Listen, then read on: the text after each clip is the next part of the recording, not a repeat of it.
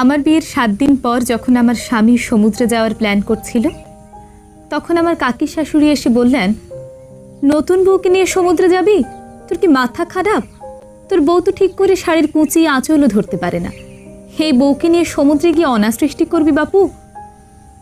এই কথা শুনে আমার শাশুড়ি ভয়ে আর আমাদের সমুদ্রে যেতে দেয়নি। আমার বিয়ের প্রথম বিবাহবার্ষিকীতে আমার বর বাড়িতে কাউকে না বলে পাহাড়ে যাওয়ার 2টি টিকিট নিয়ে আসে।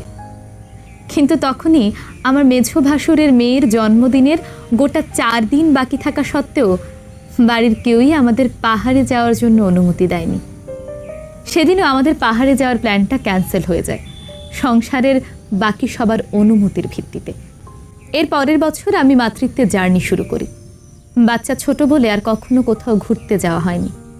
তারপর একদিন যখন বাড়ির সবাই মিলে ঘুরতে যাওয়ার প্ল্যান করে, তখন আমি সেখান থেকে সরে দাঁড়াই। কারণ ততদিনে আমার পাহাড় বা সমুদ্রে যাওয়ার ইচ্ছেটা মরে গিয়েছে। ততদিনে আমাদের তথাকথিত হানিমুনে যাওয়ার বয়স এবং সময় দুটোই শেষ।